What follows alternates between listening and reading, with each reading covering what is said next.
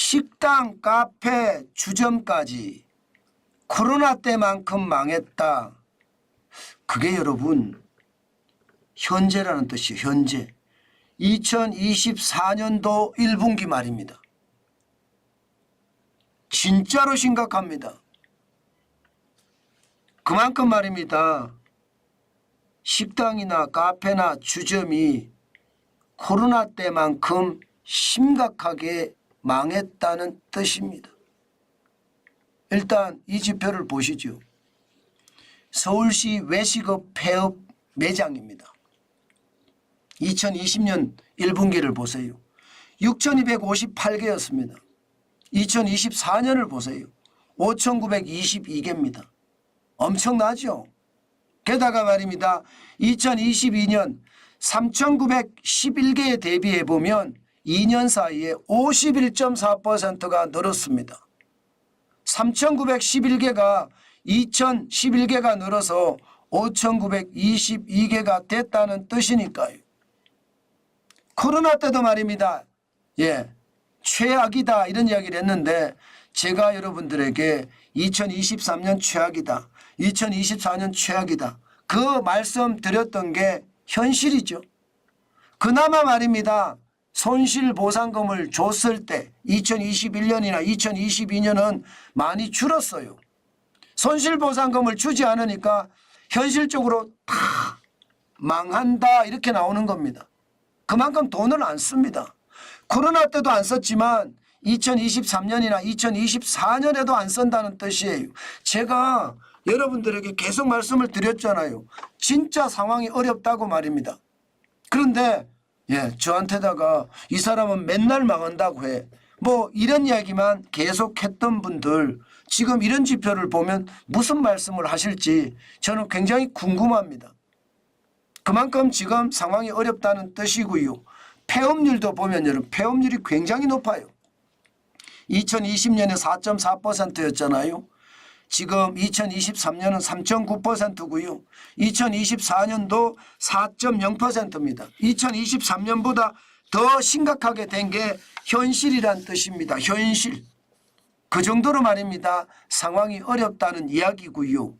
2023년 대비 2024년에도 지금 굉장히 빠른 속도로 늘어나고 있다는 뜻입니다. 다 망합니다. 다. 이게 어느 한 곳이 잘 된다 이렇게 이야기가 하기가 어려워요. 일식집이 그중에서도 가장 많이 망하기는 합니다. 32.8%나 전년 대비해서 늘었으니까요. 중식집도 17.7%가 늘었고요. 일반 식당도 7.1%, 커피숍도 7.1%, 분식집도 3.4%가 줄어들었습니다. 분식집도. 진짜 많이 줄어들죠. 이게 줄어드는 것을 보면 여러분 진짜 심각하다 이렇게 이야기할 만큼 줄어들고 있는 것 사실입니다. 저는 시장에서 말입니다. 지금 돈을 안 쓰는 사람들이 엄청난다는 그런 뜻으로 충분히 해석이 됩니다. 게다가 작년 말 기준으로 말입니다. 실제 폐업 매장 이거는 폐업을 한 것을 말하거든요. 그런데 정부 정책 자금을 썼잖아요. 정부 정책 자금을 썼으면 여러분 폐업을 못합니다. 폐업을 살 수가 없습니다. 폐업을 하는 순간 정부 정책 자금을 갚아야 돼요. 대출을 안 갚으면 안 되거든요. 그래서 폐업을 못한 사람들까지 다 포함을 시키면 충격적인 숫자가 나옵니다. 이거 보세요. 실제 외식업체 2019년에서 2023년까지 4년 새에 20.9% 줄어들었습니다. 무려 14만 1,564개가 줄어들었어요. 진짜 많이 줄어들었죠. 실제 폐업률은요. 진짜 심각합니다. 2023년을 보세요. 21.53%입니다. 그러면 여러분 5개 중에 1개가 망한다는 뜻이잖아요. 1개가. 지금 2023년 외식업체가 81만 8,867개입니다. 이 중에 신생으로 창업한 업체도 많겠지만 폐업한 업체는 저는 17만 6,258개라고 생각합니다. 그만큼 말입니다. 2020년 9만 3,952개에 비하면 굉장히 빠른 속도로 늘죠. 폐업률이. 그러니까 지금의 상황이 더 어렵다. 심지어 말입니다. 코로나19 때보다 더 어렵다는, 코로나19 때만큼 많이 망했다 했는데 실제로 이게 사실상 폐업 상태에 있는 기업까지 따져보니까 코로나19 때보다 더 어렵다, 이런 지표가 나오고 있습니다. 야, 진짜로 심각하다는 생각을 많이 합니다. 공정거래위원회에서도요, 지난해 외식부문 가맹점 폐업률이 14.5%라고 이야기했거든요. 14.5% 굉장히 낮죠. 그런데 사실상 폐업에 당도한 폐업에 지금 갈림길에 서 있는 곳은 더 심각하다, 이렇게 생각을 합니다. 사실 이게 빅데이터 업체 오픈앱에서 조사한 거거든요. 이것은요, 확실하게 그 생활 반응 같은 거 있잖아요. 그런 것처럼 가게도 가게 반응이라는 게 있습니다. 아니, 매출이 계속 일어나야 될 거 아니에요. 가게는 버젓이 있는데 매출은 제로예요.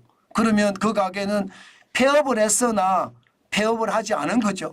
말이 참 희한하기는 하지만 정부의 정책 자금을 받았기 때문에 폐업을 하고 싶어도 못한 업체가 굉장히 많다는 뜻이에요. 와, 저는 여러분 81만 8,867개 중 폐업한 업체가 17만 6,258개라는 것, 폐업률이 21.53%라는 것은요, 지금 그만큼 심각하다. 코로나 때만큼 망했다, 이렇게 이야기하지만 실질적으로 들여다보니 코로나 때보다 더 많이 망했다. 코로나 때가 여러분 96,530건이거든요. 그러면 폐업률이 13.41%예요. 그때보다 어렵잖아요. 제가 말씀드린 게 여러분 정확히 맞습니다. 지금까지 제가 말씀드린 게 틀리지 않습니다. 그만큼 자영업자들은 지금 어렵고요. 지금 더 앞으로 힘들어질 거라는 거에 나홀로 자영업자들이 계속 늘어나고 있는 상황입니다. 여러분 보시다시피 2022년에 426만 7천 명까지 나홀로 사장님이 늘었다는 이야기잖아요. 지금 2018년 보세요. 398만 7천 명이었습니다. 그런데 지금 2022년 기준으로 426만 7천이죠. 2023년 6월에는 438만 7천까지 갔고요. 2024년 4월에도 420만 4천까지 갔습니다. 다시 말해서 말입니다. 직원을 내보내고 나 혼자 일하는 사람들이 많다. 영세 자영업자들이 늘어난다.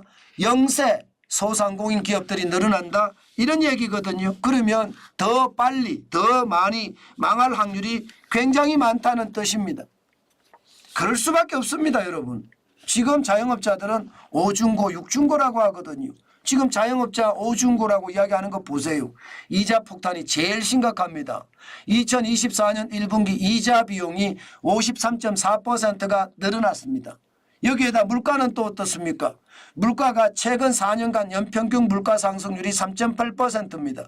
2010년대에 비하면 3배 육박하고요.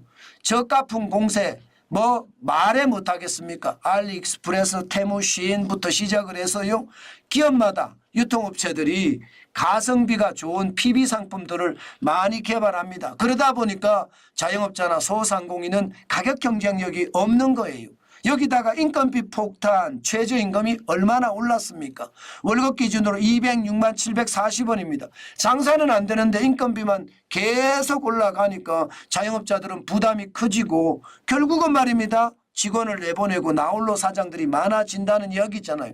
여기다가 배달 수수료 폭탄, 주문액에 적게는 6%, 많게는 12%까지 수수료를 받아갑니다. 그러니 말입니다. 자영업자들이 안 망하는 게 이상하다. 이렇게 이야기할 정도입니다. 여러분, 제가 자영업자들이 어렵다 이 말씀을 여러 번 드리고 있는데요. 현실입니다. 이거 회복되기가 참 쉽지 않습니다.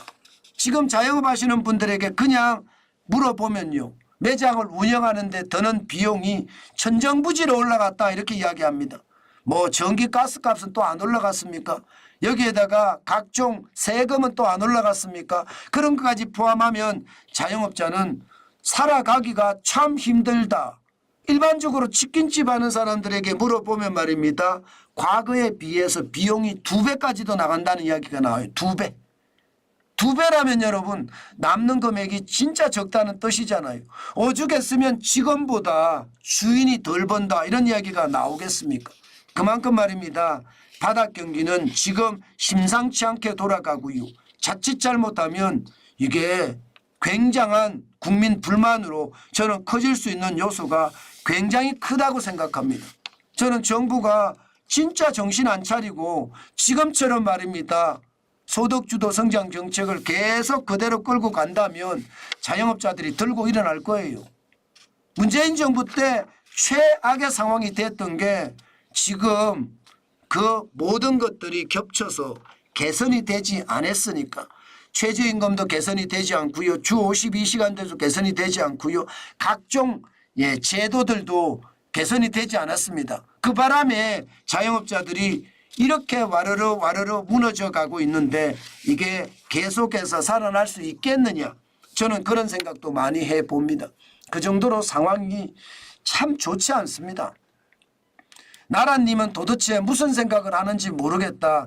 제가 여러 번 말씀을 드리는데 그게 현실이라는 뜻이에요. 그 정도로 말입니다. 자영업자들은 지금 죽을 맛이다. 저는 그렇게 분석을 합니다. 지표라는 건 거짓말을 안 하거든요. 지표라는 건.